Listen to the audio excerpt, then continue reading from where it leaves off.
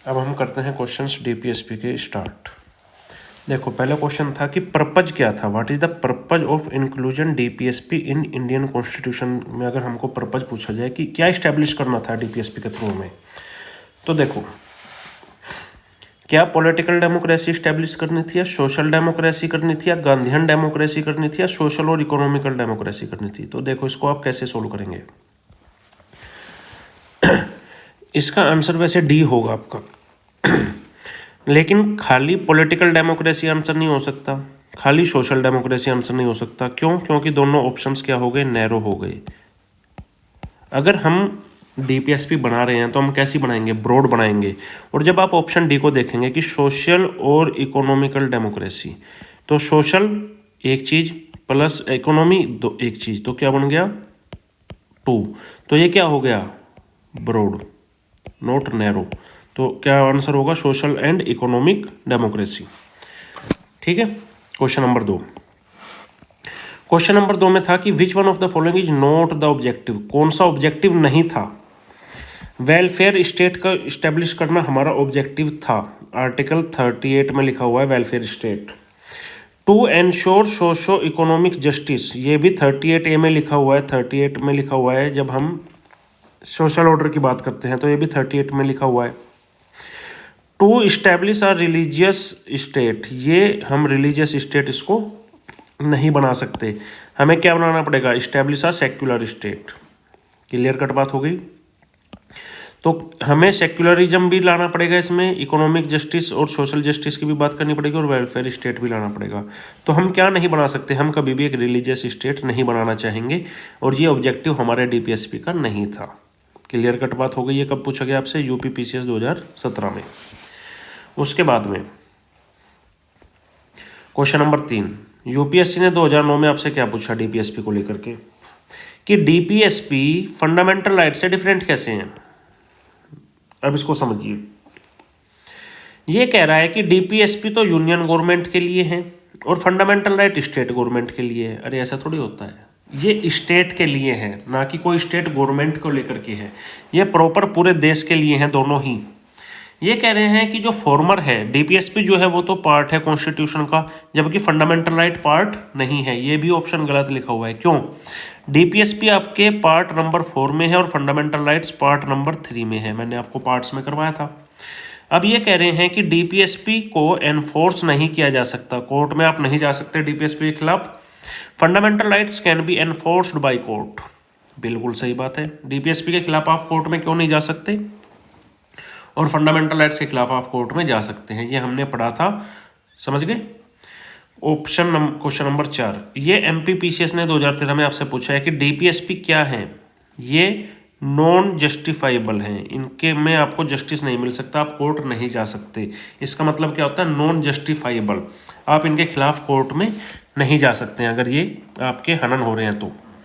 Question number 5, UPSC ने 2017 में question पूछा, देखो इसको कैसे सोल्व करना है। इन्होंने पूछा with reference to the constitution of India DPSP constitute limitation, किस पे रोकथाम लगाता है डीपीएसपी, दोनों पे। ऑप्शन ए क्या है, क्या डीपीएसपी लेजिस्लेटिव को रोकता है, और ऑप्शन नंबर 2 क्या है, क्या डीपीएसपी एग्जीक्यूटिव को रोकता है। लेजिस्लेटिव का मतलब क्या हो गई यहाँ पे लेजिस्लेटिव का मतलब हो गया पार्लियामेंट, और एग्जीक्यूटिव का मतलब हो गया PM CM council of minister. अब मुझे आप एक बात बताइए, जब आप डीपीएसपी के को लेकर के कोर्ट में ही नहीं जा सकते तो उनको रोकेगा कौन, समझ गए। वो रोकथाम कैसे लगाएंगे किसी पे, तो आंसर क्या बनेगा, डी। ना तो एक को रोक सकते ना 2 को रोक सकते, समझ गए। क्यों? क्योंकि इनको जस्टिस नहीं मिल सकता है, जस्टिफाइबल नहीं है, इनको आप लेकर के कोर्ट में नहीं जा सकते, तो रोकेंगे कैसे, कैसे भी नहीं। तो आंसर बना आपका डी। अब इसको आप एक बार पढ़ लीजिएगा, कौन इसके एक्सप्लेनेशन को मन हो तो। यूपीएससी ने 2020 में सेम चीज को रिपीट किया। देखो अब यूपीएससी ने 2020 में आपसे क्या क्वेश्चन पूछा, कि हमारे पार्ट 4 में कॉन्स्टिट्यूशन ऑफ इंडिया में कुछ प्रोविजंस लिखे हुए हैं। अब इन्होंने डीपीएसपी का नाम नहीं दिया, देखो कितनी चालाकी से इन्होंने छिपा दिया उसको।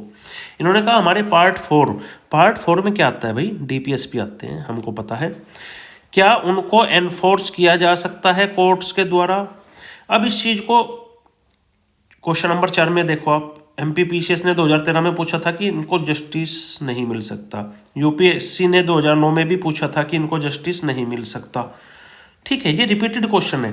तो 2020 में आप ऑप्शन नंबर ए को खत्म कर दीजिए। यहाँ पे अगर आप ऑप्शन नंबर ए को खत्म कर देंगे तो ये खत्म हो गया आपका, ये खत्म हो गया। अब बच्चा 2 ओनली, 2 एंड 3 ओनली। तो 2 तो अपने आप में ही सही है। They shall not be enforceable by any court. समझ गए? अब पढ़िए ऑप्शन नंबर 3। ऑप्शन नंबर 3 बोलता है कि प्रिंसिपल्स जो हैं इसके laid down in this part are influence करते हैं making of law by the state. Influence देखो, अब इन्फ्लुएंस क्या होता है ना, इन्फ्लुएंस 2 तरीके का हो सकता है। पॉजिटिव भी हो सकता है, निगेटिव भी हो सकता है। किसी भी तरीके से किसी को भी इन्फ्लुएंस किया जा सकता है। आपको बताया गया कि ये पॉजिटिव इन्फ्लुएंस करते हैं, निगेटिव इन्फ्लुएंस करते हैं, नहीं। अब ये भी 2 टर्म्स तक हो सकता है। एक इन्फ्लुएंस ऐसा होता है जो 90% तक हो सकता है, एक इन्फ्लुएंस ऐसा होता है जो 10% तक हो सकता है, थोड़ा बहुत इन्फ्लुएंस किया हो। क्या आपको बताया कितना इन्फ्लुएंस करते हैं? जी नहीं। तो ये क्या हो गया? ये हो गई आपकी पॉसिबिलिटी। ये क्या होगी? पॉसिबिलिटी। ये किया जा सकता है, बहुत आसानी से इन्फ्लुएंस किया जा सकता है। तो ऑप्शन नंबर 3 हो गया आपका करेक्ट। तो आंसर क्या बना आपका? 2 एंड 3। तो ये जो यूपीएससी ने आपसे 2020 में क्वेश्चन पूछा था, आधा क्वेश्चन तो आपका किसने कवर कर दिया? पीवाईक्यू ने, जो घटना चक्र में पीवाईक्यू आए हैं। और आधा क्वेश्चन आपका लॉजिक से डेवलप हो गया। तो आपका क्वेश्चन का आंसर आप पहुंच गए। समझ गए? इस तरीके से आपको सोल्व करनी है चीज़ों को। Next question, question number 7। Jharkhand PCS ने 2023 में पूछा कि कौन सा आर्टिकल है इंडियन कॉन्स्टिट्यूशन का जो कहता है कि डीपीएसपी जो है वो नॉट एनफोर्सेबल है, उनको एनफोर्स नहीं किया जा सकता। ये किस आर्टिकल में लिखा हुआ है? तो ये लिखा हुआ है आर्टिकल 37 में। किस में लिखा हुआ है? ये लिखा हुआ है आपका आर्टिकल 37 में। यहाँ पे हम अपने आर्टिकल्स को रिपीट करते हैं। आर्टिकल 36 में क्या लिखा हुआ है? डेफिनेशन। तो आर्टिकल 36 में क्या लिखा हुआ है? Definition of state. आर्टिकल 38 में क्या लिखा हुआ है? Social order. ये क्या लिखा हुआ है? सोशल ऑर्डर की बात करता है। और आर्टिकल 39 किस चीज़ की बात करता है भाई? ठीक है, ये अपना देख लेना उसमें कौन किस चीज़ की बात कर रहा है। ये लीगल एड की बात करता है वैसे। ठीक है, क्वेश्चन नंबर 8। ये पूछा गया है आपसे यूपीआरओ 2023 में, क्या डीपीएसपी को एनफोर्स नहीं किया जा सकता किसी भी कोर्ट के द्वारा? बिल्कुल सही बात है, इनके खिलाफ आप कोर्ट में नहीं जा सकते। पहली चीज ऑप्शन नंबर ए आपका ठीक हो गया। ये कह रहे हैं कि ये स्टेट की ड्यूटी है अप्लाई करना इन प्रिंसिपल्स को जब आप कानून बना रहे हो। यस, स्टेट की ड्यूटी नहीं होगी तो फिर किसकी ड्यूटी होगी? सोच के देखो, एक लॉजिक की बात है। अगर ये ड्यूटी हम स्टेट को ना दे तो फिर किसको दे? फिर तो कुछ बचा ही नहीं ना। तो ये भी क्या है? पॉसिबिलिटी है। तो ये पॉसिबल है, आराम से स्टेट को ही दी जाएगी। तो आंसर क्या बना आपका? Both 1 and 2। Next question, question number 9। UPSC ने आपसे 2015 में क्या पूछा? अब इस क्वेश्चन को समझते हैं आराम से। इन्होंने पूछा डीपीएसपी क्या है? ये प्रिंसिपल्स स्पेल आउट करते हैं सोशल इकोनॉमिक डेमोक्रेसी को। देखो, अब ये जो ऑप्शन नंबर 1 है कहाँ से रिपीट किया गया है? ये ऑप्शन नंबर 1 यूपीएससी ने अपने क्वेश्चन नंबर 1 2002 में जो यूपीएससी ने पूछा था ना, उससे रिपीट किया उठा के सीधा का सीधा। ये देखो ऑप्शन नंबर डी में लिखा हुआ है ना, सोशल और इकोनॉमिक डेमोक्रेसी। यहाँ पे क्या लिखा हुआ है? सोशल और इकोनॉमिक डेमोक्रेसी को स्पेल्ड आउट करते हैं इन द कंट्री, देश के अंदर फैलाते हैं। बिल्कुल सही बात है। ये क्वेश्चन, ये ऑप्शन रिपीट किया गया। तो ऑप्शन 1 तो ठीक हो गया। These provisions, the provisions contain करते हैं in these principles are not enforceable in the any court. ये भी बिल्कुल सही बात है भाई, और ये भी रिपीट किया गया है। तो ऑप्शन ए भी रिपीट किया गया है, ऑप्शन 2 को भी रिपीट किया गया है। और आंसर क्या बना आपका? सी। और ये कहाँ से रिपीट किया गया है? ये ऑप्शन रिपीट किया गया है कि नॉट एनफोर्सेबल है। आईएएस ने अपने ही 2009 के पेपर से रिपीट कर दिया 2015 में। और आपको लगा कि भाई बहुत हार्ड पेपर पूछ रहे हैं, नहीं, बहुत इजी क्वेश्चंस हैं। समझ गए आप? क्वेश्चन नंबर 10 देखिए अब आप। क्वेश्चन नंबर 10 पूछा गया कि कॉन्सेप्ट जो है वेलफेयर स्टेट का, वो कॉन्स्टिट्यूशन में कहाँ लिखा हुआ है? तो वेलफेयर स्टेट लिखा हुआ है आपका आर्टिकल नंबर 39 में। वेलफेयर स्टेट लिखा हुआ है भाई, आर्टिकल 39 में वेलफेयर स्टेट लिखा हुआ है। ये पहले बिहार पब्लिक सर्विस कमीशन ने 1994 में पूछा, उत्तराखंड ने 2002 में पूछा, यूपी ने 2004 में पूछा, उसके बाद यूपीएससी ने आपसे 2015 में क्वेश्चन पूछा। ये आपको लगा बड़ा अच्छा क्वेश्चन पूछा है। अब देखिए आप, यूपीएससी ने 2020 में क्या पूछा आपसे। यूपीएससी 2020 में पूछती है कि कौन सा पार्ट है कॉन्स्टिट्यूशन ऑफ इंडिया का जो कि डिक्लेयर करता है ideals of welfare state. DPSP. Same चीज को उठा करके रिपीट कर दिया गया 5 साल बाद, 2015 से लेकर के 2020 में। क्वेश्चन नंबर 12 को देखिए। अब आप क्वेश्चन नंबर 12 में आपको कहा गया है कि कॉन्स्टिट्यूशन ऑफ इंडिया डिस्क्राइब करता है वेलफेयर स्टेट के मॉडल को, किसमें, डीपीएसपी में। और ये कब पूछा गया है आपसे, यूपी लोअर 2013 में, यूपी पीसीएस 2004 में। अब इन्हीं 2003 और 2004 की चीज़ों को उठा करके 2015 में भी पूछा गया है आपसे, 2020 में भी पूछा गया है यूपीएससी ने। क्या ये कोई नई चीज़ है, कोई करंट अफेयर है? जी नहीं। यूपी पीसीएस ने 1997 में आपसे क्या पूछा था, ideal of India as welfare state. Idea of कहाँ कहाँ पे है, प्रियम्बल में भी है और डीपीएसपी में भी है। कहाँ कहाँ है, प्रियम्बल में भी है और डीपीएसपी में भी है, दोनों में है, प्रियम्बल में भी है और डीपीएसपी में भी है। साफ साफ लिखा डीपीएसपी में है, इसमें तो साफ साफ लिखा है, बिल्कुल क्लियर। इसमें घुमा के लिखा है, लेकिन है दोनों में। क्वेश्चन नंबर 14 यूपी पीसीएस ने 2018 में क्या पूछा, डीपीएसपी की पॉलिसी को कितने भागों में क्लासिफाई किया गया है। 3 भागों में, सोशलिस्ट, गांधीयन, लिबरल, इंटेलेक्चुअलिस्टिक। तो आंसर क्या बनेगा, ऑल ऑफ द अबाव। जब मैंने कॉन्सेप्ट पढ़ाए थे तो आपको बताया था कि 3 भागों में बटा हुआ है ये। क्वेश्चन नंबर 15, डीपीएसपी को हमने कहाँ से बोरो किया है। मैंने जब पहली लाइन पढ़ाई थी आपको कॉन्सेप्ट की, क्या बताया था, आयरलैंड से। और आयरलैंड ने कहाँ से कॉपी किया है, स्पेनिश से। तो स्पेनिश से किया है। अब मुझे आप बताइए, यूएसए से हमने क्या लिया है। यूएसए से हमने लिया है fundamental right, judicial review, high court, supreme court के जजेस का अपॉइंटमेंट और इम्पीचमेंट। ऑस्ट्रेलिया से हमने क्या लिया है, कॉन्करेंट लिस्ट और इंटर स्टेट ट्रेड। ठीक है, ये हमने कब पढ़ा था, फीचर्स ऑफ द कॉन्स्टिट्यूशन में पढ़ा था हमने ये। अब क्वेश्चन नंबर 16। क्वेश्चन नंबर 16 फिर से वही चीज बोल रहा है। यूपी पीसीएस ने 2005 में पूछा, 1994 में पूछा कि डीपीएसपी को कॉन्स्टिट्यूशन ने कहाँ से लिया है। तो वो लिया हमने आयरलैंड से। आयरलैंड से ये लिया हमने। यूनाइटेड किंगडम ब्रिटेन से हमने क्या लिया है, बाई कैमरलिज्म लिया है, 2 सदन। रूल ऑफ लॉ लिया है, ठीक है। यूएसए से क्या लिया है, फंडामेंटल राइट लिया है, जुडिशियल रिव्यू लिया है, इम्पीचमेंट ली है, ये सब लिया है। तो इनको भी यहीं पे रिवाइज कर लीजिए। और आयरलैंड से क्या लिया है, डीपीएसपी लिया है। क्वेश्चन नंबर 17, यूपी पीसीएस ने 2008 में आपसे क्या पूछा कि डीपीएसपी को हमने कहाँ से लिया है। तो हमने कहाँ से लिया है, आयरलैंड से लिया है। लेकिन कनाडा से हमने क्या लिया है, कनाडा से हमने फेडरलिज्म लिया है, रेजिडुअल पावर्स ली है, रेजिडुअरी पावर्स ली है और गवर्नर की अपॉइंटमेंट ली है। गवर्नर, रेजिडुअरी पावर्स और फेडरलिज्म कनाडा से लिया है। ऑस्ट्रेलिया से क्या लिया है, कॉन्करेंट लिस्ट ली है और इंटर स्टेट ट्रेड लिया है। क्लियर कट बात हो गई। अब देखो, ये जो नॉन एनफोर्स, ये जो एमपीपीसीएस ने 1992 में आपसे क्वेश्चन पूछा है कि डीपीएसपी कैसे होते हैं, ये नॉन जस्टिसेबल होते हैं, इनके खिलाफ आप कोर्ट में नहीं जा सकते। क्लियर कट बात समझ आ गई। अब चलते हैं आगे। According to constitution of India, कौन है जो कि फंडामेंटल है गवर्नेंस के लिए, डीपीएसपी।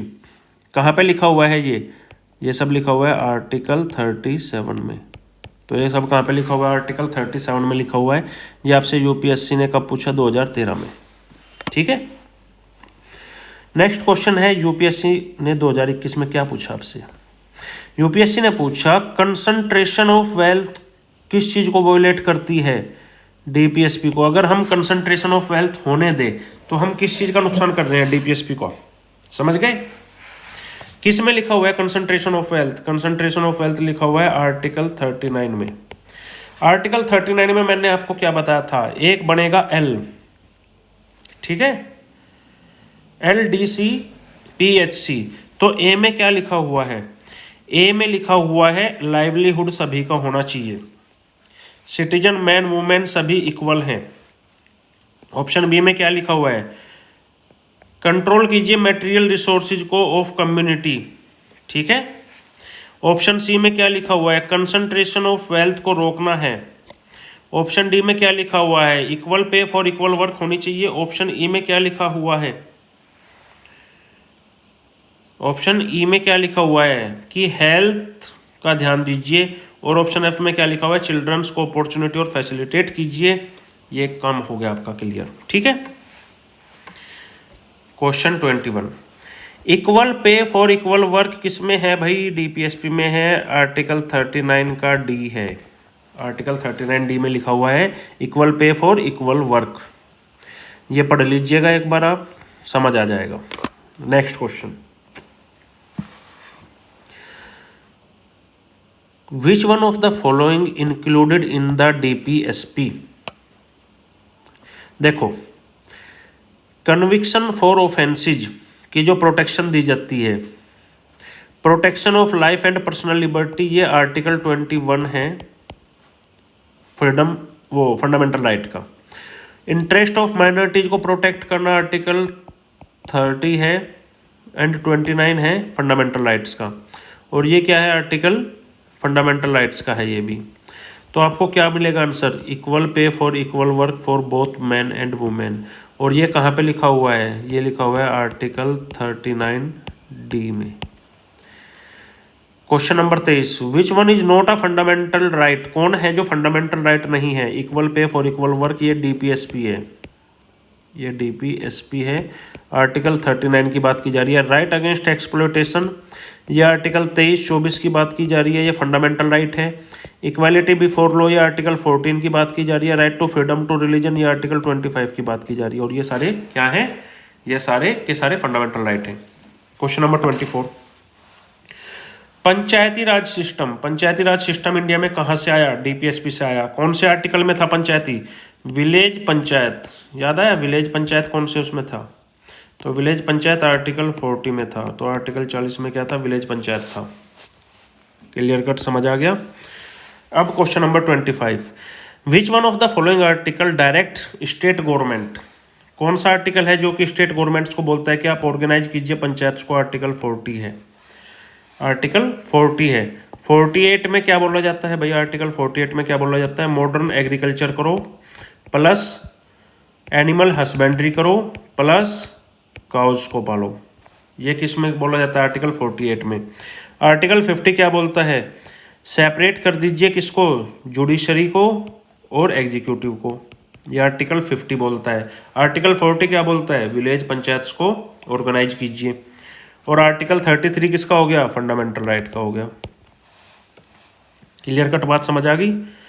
तो ये जो है आपको 40, आर्टिकल 48 यहाँ से रिपीट कीजिए और आर्टिकल 50 यहाँ से पढ़िए। तो इन दोनों को पढ़ लीजिए। यहाँ पे प्रोहिबिट कीजिए स्लाउटर ऑफ काउज, काउज को मारना बंद कीजिए, आर्टिकल 48 में लिखा हुआ है डीपीएसपी में।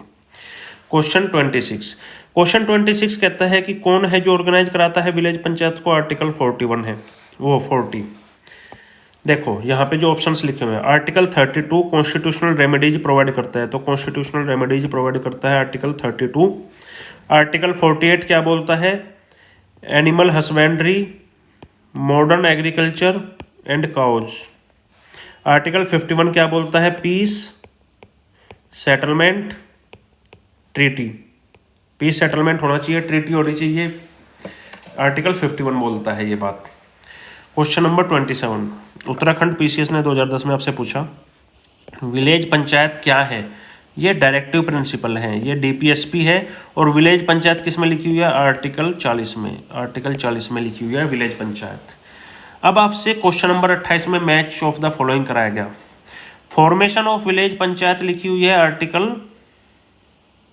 40 में, यूनिफॉर्म सिविल कोड है 44 में, एग्रीकल्चर एंड एनिमल हस्बेंड्री है 48 में, सेपरेशन जुडिशरी का एग्जीक्यूटिव से आर्टिकल 50 में। क्लियर कट बात समझ आ गई। प्रमोशन ऑफ इंटरनेशनल पीस है आर्टिकल 51 में, यह आपका आंसर बनेगा। Village panchayat 40, uniform civil code 44, agriculture और animal husbandry 48, separation of judiciary from executive article 50, promotion कीजिए इंटरनेशनली पीस का 51। अच्छा है, रट्टा मार लेना बस, यहाँ पे रट्टा मारो, जिंदाबाद, काम खत्म आपका। क्वेश्चन नंबर 29, ये भी अच्छा क्वेश्चन है। आर्टिकल 40 में क्या लिखा हुआ है भाई? ऑर्गेनाइजेशन ऑफ विलेज पंचायत, सही बात है। आर्टिकल 41 याद आया, मैंने इसका कीवर्ड बताया था आपको, वीप करना, रोना। आर्टिकल 41 क्या करता है? रोता रहता है। डब्ल्यू से क्या बनेगा? Right to work. ई से क्या बनेगा? Right to education. पी से क्या बनेगा? Right to public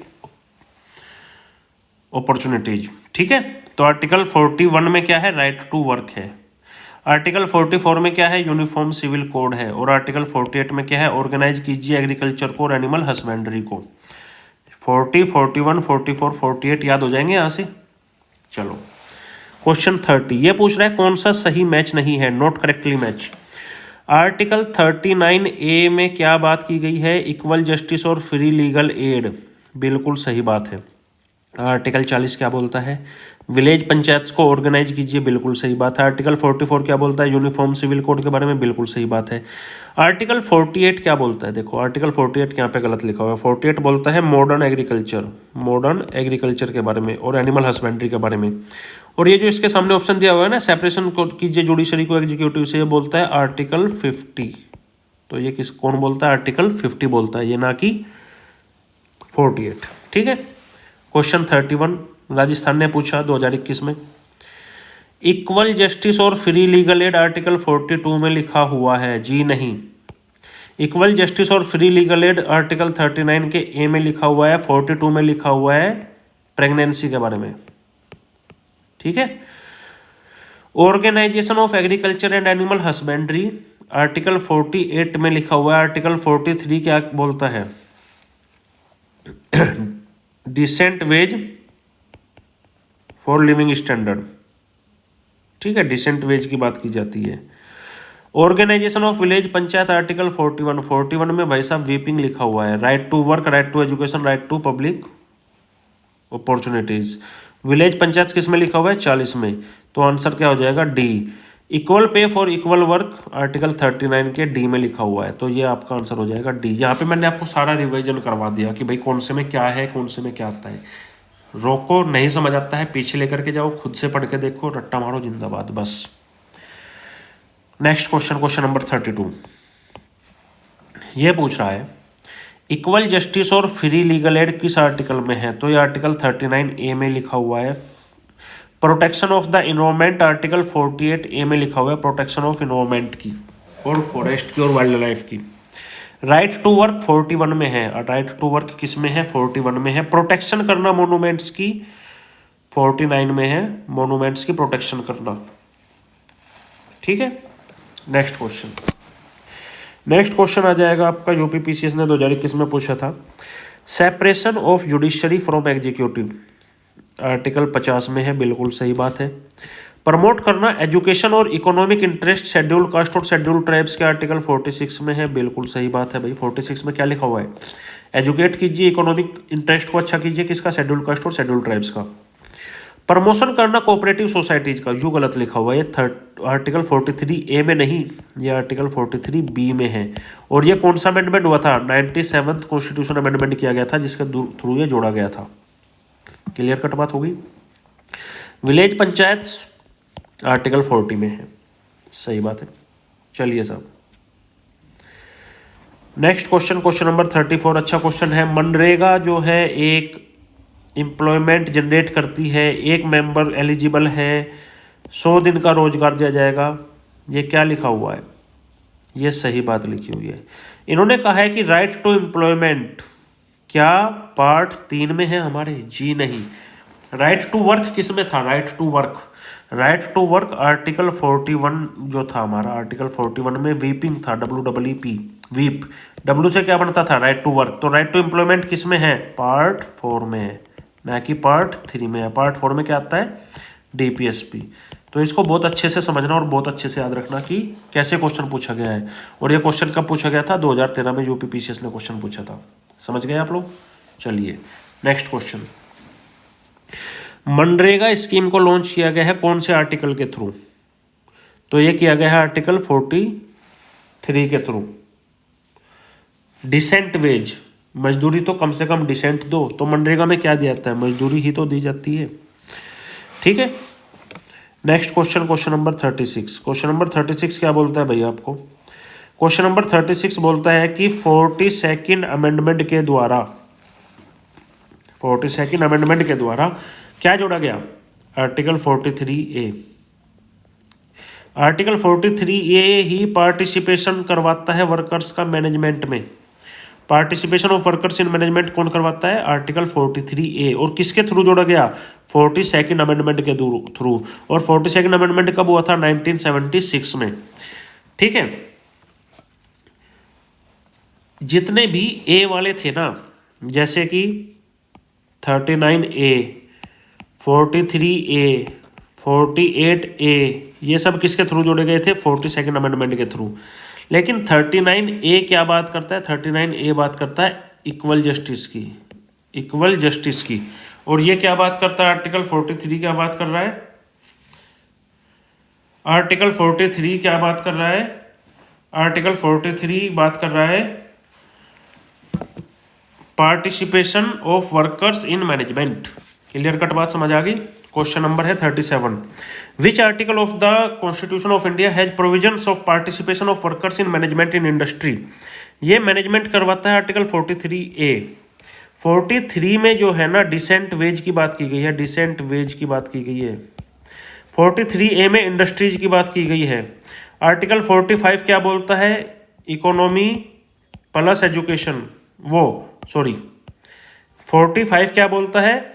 early child care करो, अर्ली चाइल्ड केयर करो 6 इयर्स तक बच्चों की। 47 क्या बोलता है? 47 बोलता है इंटॉक्सिकेंट ड्रिंक्स और ड्रग्स को बंद करो और न्यूट्रिशन को राइज करो, न्यूट्रिशन को ऊपर लेकर के जाओ। ये आर्टिकल 47 बोलता है आपका। समझ गए आप? सारे के सारे रिपीट करवा दिए मैंने। क्वेश्चन 38 में क्या रिपीटेशन करना है? देखो, ये बोल रहा है यूनिफॉर्म सिविल कोड किस चीज़ की बात करता है? आर्टिकल 44 में यूनिफॉर्म सिविल कोड है। आर्टिकल 43 में क्या है? डिसेंट वेज है, डिसेंट वेज है आर्टिकल 43 में। आर्टिकल 45 किसकी बात करता है? आर्टिकल 45 अर्ली चाइल्ड केयर की बात करता है, अर्ली चाइल्ड केयर की बात करता है। और आर्टिकल 46 किसकी बात करता है? फिर आर्टिकल 46 बात करता है इकोनॉमी प्लस एजुकेशन, किसकी? SC और ST की। तो आर्टिकल 46 किसकी बात कर रहा है? ये कर रहा है इकोनॉमी और एजुकेशन। आर्टिकल 46 बात कर रहा है इसकी। समझ गए आप लोग? ठीक है, उसके बाद में आ जाएगा आपका क्वेश्चन नंबर 39। सेपरेशन जुडिशरी का एग्जीक्यूटिव से किसके थ्रू किया जाता है? Separation of judiciary from executive जो है आर्टिकल 50 में लिखा हुआ है। और आर्टिकल 50 किस में आता है? DPSP में। ठीक है, उसके बाद ये कब पूछा गया आपसे? ये पूछा गया UPSC 2020 के द्वारा। रिपीटेड क्वेश्चन है, अगेन UPSC रिपीटेशन पे चल रही है DPSP में। क्वेश्चन 40, UPSC ने 2002 में आपसे क्या पूछा? 2002 में आपसे पूछा कि प्रमोशन अगर आपको करना है इंटरनेशनल पीस और सिक्योरिटी का तो आप किस में करेंगे? 51 में। 41 में क्या है आपका? 41 में है वीप, right to work, right to education, right to public authorities. 48A में क्या है आपका? इन्वायरमेंट का प्रोटेक्शन, फॉरेस्ट को प्रोटेक्ट कीजिए, वाइल्ड लाइफ को प्रोटेक्ट कीजिए। 43A में क्या है? इंडस्ट्रीज का, इंडस्ट्रीज में मैनेजमेंट कीजिए। और 43A किसके थ्रू जोड़ा गया था? 42nd कॉन्स्टिट्यूशन अमेंडमेंट एक्ट के थ्रू जोड़ा गया था। एक बार इसको एक्सप्लेनेशन को पढ़ लीजिएगा, समझ आ जाएगा। क्वेश्चन 41 UPSC ने 2014 में आपसे क्या पूछा? इन्होंने पूछा इंटरनेशनल पीस एंड सिक्योरिटी किस में है? अरे DPSP में है। अगेन रिपीट क्वेश्चन कर दिया। ये जो 2002 का क्वेश्चन था इसी को 2014 में पूछ लिया उठा के। चलिए, अब इसको ना ध्यान से पढ़िएगा, यहाँ पे मैं लिख रहा हूँ, इसको ध्यान से पढ़िएगा, इस एक्सप्लेनेशन को ध्यान से पढ़ना है। यहाँ पे 4 चीज़ लिखी हुई है आर्टिकल 51 में। प्रमोट कीजिए इंटरनेशनल पीस और सिक्योरिटी को, मेंटेन कीजिए जस्ट और ऑनरेबल रिलेशंस बिटवीन नेशंस, सम्मानजनक रिश्ते होने चाहिए दो देशों के बीच में।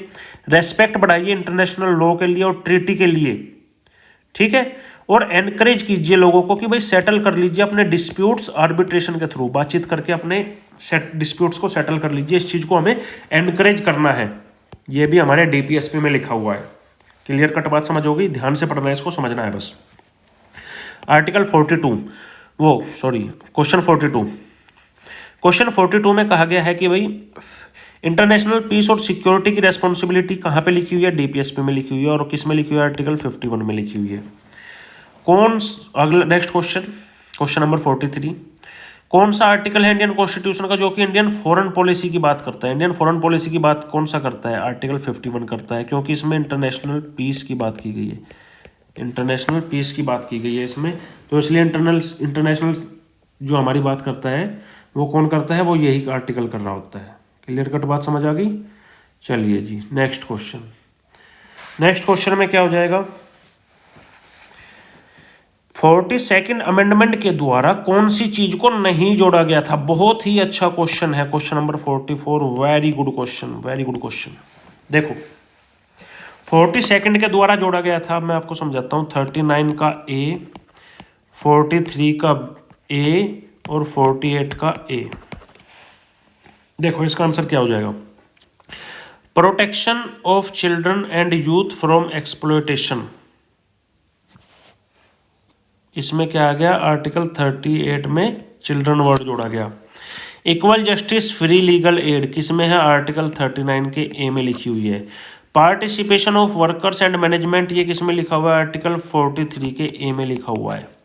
ये भी जुड़ा, क्या नहीं जुड़ा? यूनिफॉर्म सिविल कोड नहीं जुड़ा। क्यों नहीं जुड़ा? क्योंकि यूनिफॉर्म सिविल कोड आर्टिकल 44 में लिखा हुआ, वो आर्टिकल 44 में पहले से ही मेंशन है यूनिफॉर्म सिविल कोड। तो क्वेश्चन नंबर 44 बहुत अच्छा क्वेश्चन है, बहुत अच्छे से हैंडल किया गया है 1998 के हिसाब से, तो बहुत अच्छा क्वेश्चन है भाई। देखो इस एक्सप्लेनेशन को पढ़ लेना, आराम से याद कर लेना। मैं लिख देता हूं, याद कर लेना इसको। क्वेश्चन 45 यूपीएससी ने 2017 में आपसे क्वेश्चन क्या पूछा? देखो अब यहाँ पे यूपीएससी ने फिर से रिपीटेशन किया होगा। इसमें क्या पूछा है कि कौन सी चीज है जिनको ऐड किया गया है था 42nd अमेंडमेंट के थ्रू? सिंपल चीज है, 43A को, ये लिख रहा है ऑप्शन बी में 43A। रिपीटेशन कर दिया भाई। Equal pay for equal work किस में आता है? आर्टिकल 39 के डी में आता है। राइट टू वर्क एजुकेशन और पब्लिक असिस्टेंस किस में आता है? आर्टिकल 41 में लिखा हुआ है। सिक्योर कीजिए लिविंग वेज और human condition for workers, article 43 में आता है। समझ गए? अब देखो यूपी पीसीएस 2009 में क्या पूछा गया कि कॉन्स्टिट्यूशन किसको राइट देता है कि आपको एक्सप्लॉइट नहीं किया जा सकता? अब मैं आपको एक बात बताऊं, सबसे पहले आप चिल्ड्रन पे टिक मार दीजिए कि बच्चों को तो राइट दिया जाएगा, बच्चों को एक्सप्लॉइट नहीं करने देगी सरकार। तो ऑप्शन ए जहां जहां है वो आंसर हो सकते हैं, ऑप्शन डी आंसर नहीं हो सकता। वुमेन्स को भी प्रोटेक्ट किया जाएगा भाई, वुमेन्स को भी प्रोटेक्ट किया जाएगा। चिल्ड्रंस को प्रोटेक्ट किया जाएगा तो वुमेन्स को भी किया जाएगा। तो ऑप्शन ए और दो कहाँ कहाँ पे है वो आंसर होंगे, या तो ये होगा या फिर ये होगा। अब बचा कौन? ट्राइबल्स। तो क्या ट्राइबल्स को छोड़ दिया जाएगा, उनको प्रोटेक्ट नहीं किया जाएगा एक्सप्लॉइट करने से? बिल्कुल किया जाएगा। तो आर्टिकल चिल्ड्रंस के ऊपर भी होगा, वुमेन्स के ऊपर भी होगा, ट्राइबल्स के ऊपर भी होगा। दलित जो वर्ड है, दलित वर्ड हमारे कॉन्स्टिट्यूशन में है नहीं, तो दलित को हम प्रोटेक्ट करना चाहेंगे लेकिन हम ऐसे कॉन्स्टिट्यूशनली नहीं कर सकते हैं। लेकिन चिल्ड्रन को, वुमेन को, ट्राइबल्स को हम कर सकते हैं आराम से। क्वेश्चन 47 बोल रहा है कि कौन है जो डीपीएसपी में नहीं आता है? Not a directive principle of state policy. देखो कंजम्पशन ऑफ इंटॉक्सिकेंट ड्रिंक्स किस आर्टिकल में लिखा हुआ है? आर्टिकल 47 में लिखा है कि भाई हमको प्रोहिबिट करना है इंटॉक्सिकेंट ड्रिंक्स, जैसे हमारी जो शराब वराब होती है इनको प्रोहिबिट करना है। इसी वजह से देखा होगा आपने गुजरात में, बिहार में सरकार ने बैन भी लगा दिया कि भाई शराब नहीं पी सकते आप। नेक्स्ट कॉन्सेप्ट है काउ प्रोटेक्शन के स्लॉटर को रोकना है तो किस में लिखा हुआ है? आर्टिकल 48 में लिखा हुआ है। काउ प्रोटेक्ट करनी है, मॉडर्न एग्रीकल्चर करना है, एनिमल हस्बेंड्री करनी है। नेक्स्ट आता है इन्वायरमेंट प्रोटेक्शन, ये आर्टिकल 48A में लिखा हुआ है। इन्वायरमेंट प्रोटेक्शन ये भी है भाई DPSP. Free education to children up to age of 14 ये किस में लिखा हुआ है? ये लिखा हुआ है आपका आर्टिकल 21A में। तो ये किस में लिखा हुआ है? आर्टिकल 21A में। और ये क्या है? फंडामेंटल राइट है। ये क्या है? फंडामेंटल राइट है। तो ये भी डीपीएसपी है, ये भी डीपीएसपी है, ये भी डीपीएसपी है, ये डीपीएसपी नहीं है। क्वेश्चन क्वेश्चन 48 में क्या लिखा हुआ है देखो, क्वेश्चन 48 में लिखा हुआ है कि कौन है जो एक डीपीएसपी नहीं है। Free education for children up to age of 16 ये डीपीएसपी नहीं है। प्रोटेक्ट करना है और इम्प्रूव करना है एनवायरमेंट को, आर्टिकल 48A में लिखा हुआ है। प्रोहिबिट करना है स्लॉटर ऑफ काउज और काल्व्स को, आर्टिकल 48 में लिखा हुआ है। प्रोहिबिट करना है consumption of intoxicant drinks, article 47 में लिखा हुआ है। तो ये तीनों क्या है, डीपीएसपी हैं। यूपीएससी ने 2008 में क्वेश्चन पूछा आपसे, देखो ये कह रहा है कि कौन है जो इंक्लूड है डीपीएसपी में। क्या prohibition of trafficking in human beings and forced labour DPSP है? जी नहीं। ये क्या है, फंडामेंटल राइट है। क्यों? क्योंकि आर्टिकल 23 की बात कर रहा है, 24 की बात कर रहा है। अब इन्होंने क्या कहा है, प्रोहिबिटेड कर दीजिए consumption except medicinal purposes of intoxicant drinks and other drugs which injurious to health. Yes, article 47 की बात की जा रही है, डीपीएसपी है भाई।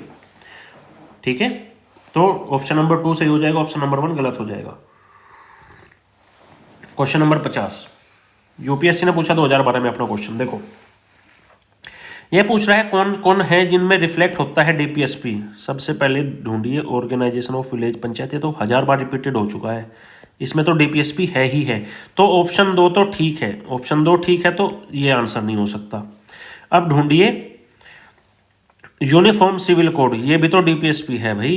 यूनिफॉर्म सिविल कोड भी तो आर्टिकल 44 में लिखा हुआ है। तो अब ढूंढिए 1 और 2 कहाँ पे लिखा हुआ है, 1 और 2 कहाँ पे लिखा हुआ है।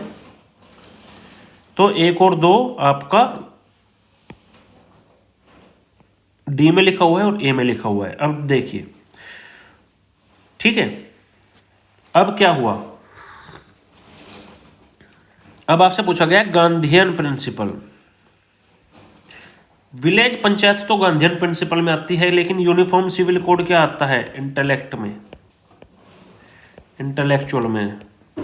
तो अब इंटेलेक्चुअल में जब ए नहीं हो सकता तो आंसर क्या बना आपका, 2 और 3। ठीक है, अब ये चौथा जो है ना, देखो चौथा जो है ये सही नहीं हो सकता।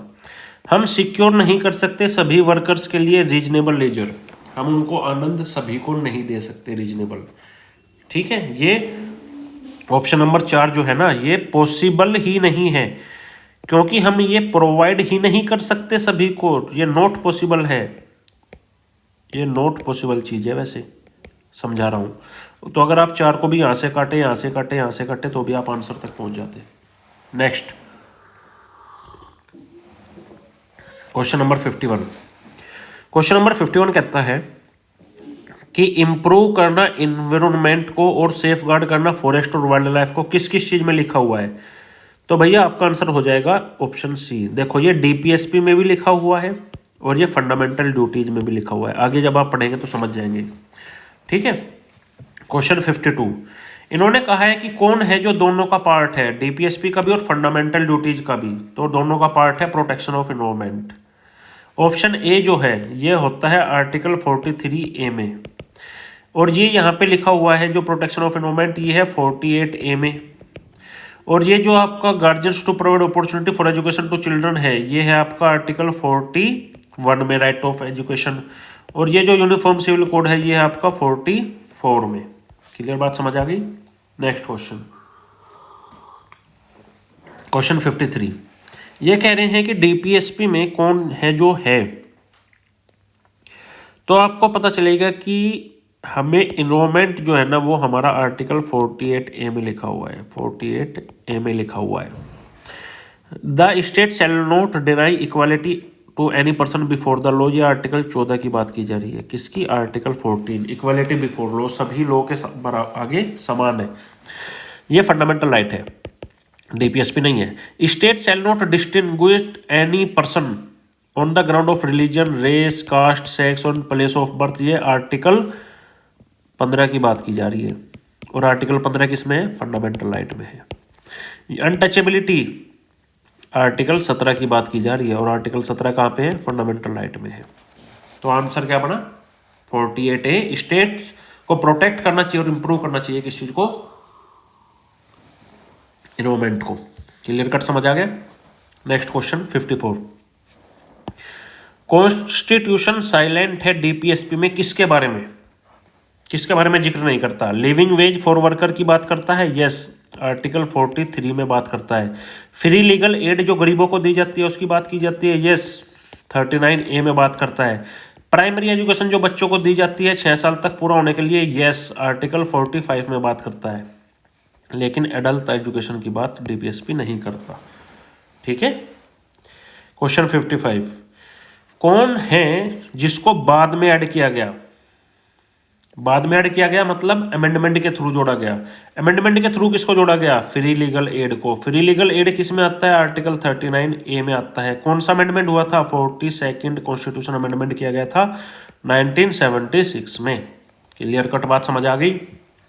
विलेज पंचायत किस में है? आर्टिकल 40 में विलेज पंचायत की जिक्र किया गया है। प्रोहिबिशन ऑफ काउ स्लॉटर किस में है? आर्टिकल 48 में प्रोहिबिशन ऑफ काउ स्लॉटर की बात की गई है। यूनिफॉर्म सिविल कोड किस में? आर्टिकल 44 में यूनिफॉर्म सिविल कोड है आपका। Question number next. अब हम बार बार पढ़ रहे हैं, देखो, free legal aid, free legal aid, free legal aid. UPSC ने कहा चलो भाई अब क्वेश्चन बनाता हूं मैं फ्री लीगल एड पे, ठीक है। यूपीएससी ने 2013 में आपसे एक क्वेश्चन पूछा, क्वेश्चन नंबर 56। ध्यान से पढ़िएगा और ध्यान से समझिएगा कि नेशनल लीगल सर्विस अथॉरिटी के बारे में आप क्या जानते हैं। It objective is to ensure free और competent legal services to the weaker section of the society on the basis of equal opportunity. Weaker sections की बात की गई है, किसी सेक्शन का यहाँ पे नाम नहीं लिया गया है। वीकर सेक्शन को क्या हम फ्री लीगल एड दे सकते हैं? बिल्कुल, ये पॉजिटिव चीज हो जाएगी उन लोगों के लिए। क्या पॉजिटिव चीज को गलत लिखेगी यूपीएससी? नहीं, ये सही बात है बिल्कुल। ऑप्शन नंबर 2, इट इश्यू, ये जो अथॉरिटी है ये इश्यू करती है गाइडलाइंस किसको? स्टेट लीगल सर्विसेज को, कि इंप्लीमेंट कीजिए लीगल प्रोग्राम्स और स्कीम्स को पूरे देश में। गाइडलाइन इश्यू करना कौन सी बड़ी मुश्किल का काम है भाई? ये तो आराम से पॉसिबल भी है, दूसरी चीज पॉजिटिव भी है लोगों के लिए, तो ये गलत कहाँ से हो जाएगा? ऑप्शन आंसर क्या हो जाएगा? बोथ 1 और 2। तो अगर आपको नेशनल लीगल सर्विस अथॉरिटी के बारे में कुछ भी नहीं पता है तो भी आप आंसर तक पहुंच गए आराम से। क्वेश्चन नंबर 57, यूपीएससी ने 2020 में आपसे पूछा, बहुत अच्छा क्वेश्चन है और बहुत ही आपको उस टाइम पे लोगों को हार्ड लगा कि भाई साहब क्या ही पूछ लिया है। In India legal service authority, फिर से उसी चीज को दोहराया गया, लीगल सर्विस अथॉरिटीज को ही प्रोवाइड करती है फ्री लीगल सर्विसेज। किन लोगों को? किन लोगों को फ्री लीगल सर्विसेज प्रोवाइड करती है? नंबर 1, पर्सन जिनकी एनुअल इनकम 1 लाख रुपए से भी कम है। बिल्कुल भाई, इनको तो देना पड़ेगा, क्योंकि जिसके पास 1 लाख रुपए भी नहीं है वो कैसे वकील करेगा यार। लॉजिकली बात देखो, और उन लोगों के लिए कितना पॉजिटिव हो जाएगा कि भाई उनको फ्री चीज मिल गई। ठीक है, ये पॉजिटिव भी है, ये पॉसिबल भी लग रहा है, ये पॉसिबल भी है और ये लॉजिकल भी लग रहा है। ऑप्शन ए तो लॉजिकल लग रहा है। अगर ऑप्शन ए ठीक है ना, तो तुम्हारा ये आधा काम खत्म हो गया यहीं पे, अगर तुमने अपने दिमाग से थोड़ा सा भी सोच लिया। ऑप्शन नंबर 2, ऑप्शन नंबर 3 और ऑप्शन नंबर 4। अब मुझे आप एक बात बताइए, क्या सभी ऑल सीनियर सिटीजन्स, क्या सभी सीनियर सिटीजन्स को हम फ्री लीगल एड दे सकते हैं? वो सीनियर सिटीजन चाहे अंबानी के पिताजी हो या फिर आपके पिताजी हो या फिर एक गरीब के पिताजी हो, क्या हम सभी को इक्वल करके, क्या अंबानी के पिताजी को फ्री लीगल एड की जरूरत होगी? जी नहीं, वो बोलेंगे मुझे क्या, मैं तो 100 वकील खड़े कर दूं। तो हम सबको जबरदस्ती सभी सीनियर सिटीजन को कैसे दे सकते हैं फ्री लीगल एड? क्या ये लॉजिकल है? नहीं। क्या ये पॉसिबल है? नहीं। तो आंसर 4 क्या नहीं हो सकता? ऑप्शन 4 आंसर नहीं होगा, तो डी भी कट गया। आपका आंसर क्या बचा? 1 एंड ओनली, और आंसर यही होगा। ये 2020 में आपके से छोटा सा लॉजिकल पूछा गया था, बहुत बड़ा भयंकर क्वेश्चन नहीं पूछा गया था, बहुत सिंपल सा क्वेश्चन पूछा गया था। ज़्यादा मन करे तो इसको पढ़ लीजिएगा, ठीक है। एक्सप्लेनेशन को आपके डाउट दूर हो जाएंगे। चलिए क्वेश्चन 58। क्वेश्चन 58 बोलता है कि कौन सी एक ऐसी चीज़ है जो कि डीपीएसपी में नहीं है? Prohibition of liquor, yes, article 47 में है जी। राइट टू वर्क, आर्टिकल 41 में है जी। Equal wage for equal work, article 39 के डी में है जी। राइट टू इन्फॉर्मेशन, ये नहीं है, ठीक है।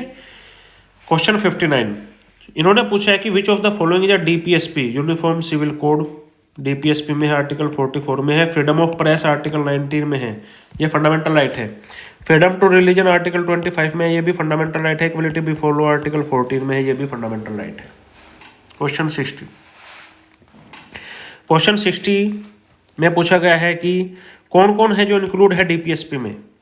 देखो, प्रोहिबिशन ऑफ अनटचेबिलिटी जो ऑप्शन नंबर 4 में लिखा हुआ है, ये क्या है? ये आर्टिकल 17 की बात की जा रही है और ये फंडामेंटल राइट है, ना कि डीपीएसपी है। ठीक है। Prohibition of beggar and force deliver article 24 की बात की जा रही है और ये भी क्या है? फंडामेंटल राइट है। तो 3 और 4 तो नहीं हो सकते। ठीक है, तो 3 और 4 अगर ऑप्शन नहीं हो सकते तो आंसर क्या बचा? 1 और 2। प्रोहिबिटेड कीजिए employment of children in factories और माइंस, ये भी फंडामेंटल राइट है आर्टिकल 24 के थ्रू। और प्रोहिबिट कीजिए कंजम्पशन ऑफ लिकर, ये डीपीएसपी है। क्यों? क्योंकि आर्टिकल 47 की बात कर रहा है। क्लियर कट बात समझ आ गई। नेक्स्ट क्वेश्चन 61, कौन है जो कि एक डीपीएसपी नहीं है? Equal pay for equal work man and women के लिए आर्टिकल 39D में लिखा हुआ है। Equal rights to an adequate means of livelihood article 39A में लिखा हुआ है। एबोलिश कीजिए अनटचेबिलिटी को, ये आर्टिकल 17 है और ये फंडामेंटल राइट है, ना कि DPSP. Just and human condition of work article 42 में लिखा हुआ है प्रेगनेंसी में। क्वेश्चन 62, डीपीएसपी एक चेक है जिसको कि पेड किया जाएगा बैंक के कन्वीनियंस के हिसाब से। ये बात किसने बोली थी? केटी शाह साहब ने बोली थी कि भाई जब बैंक चाहेगा तब दे देगा। तो मतलब ये एक कन्वीनियंस के रूप में चलता है। यूपीएससी ने आपसे 2010 में क्वेश्चन पूछा, चलिए इसको भी सोल्व कर लेते हैं। Question 63, with reference to the constitution of India, कौन कौन से प्रोविजंस हैं इंडिया में जो कि national social assistance programme launch करते टाइम याद रखे गए थे? देखो, सोशली की अगर हम बात करें, नेशनल सोशल असिस्टेंस अगर प्रोवाइड किया जाएगा तो ये जो है सोशल डेमोक्रेसी कौन देता है? डीपीएसपी देता है। फंडामेंटल राइट्स भी नहीं देंगे, ड्यूटीज भी नहीं देगी, डीपीएसपी देगा। डीपीएसपी ओनली 3 आंसर हो जाएगा इसका। Clear cut. क्वेश्चन 64 कहता है कि पार्ट 4 में किसको लिस्ट किया गया है? Equal pay for equal work DPSP है जी, आर्टिकल 39 के डी में लिखा हुआ है इक्वल पे होना चाहिए इक्वल वर्क के लिए। यूनिफॉर्म सिविल कोड आर्टिकल 44 में लिखा हुआ है डीपीएसपी है। स्मॉल फैमिली नॉर्म्स कहीं भी डीपीएसपी में नहीं लिखा हुआ है। एजुकेशन दीजिए मदर टंग के थ्रू प्राइमरी लेवल पे, ये भी डीपीएसपी नहीं है। तो आंसर क्या बना? 1 और 2। ठीक है, ये सब क्या है? ये आर्टिकल 350A में लिखा हुआ है। समझ गए कि भाई मदर टंग में देना है। 350 आर्टिकल 350A में लिखा हुआ है, यहाँ पे नहीं लिखा हुआ है। क्लियर कट बात समझ आ गई। अब चलते हैं थोड़ा आगे। तो इस तरीके से आपका डीपीएसपी कंप्लीट हो गया। चलिए, थैंक यू।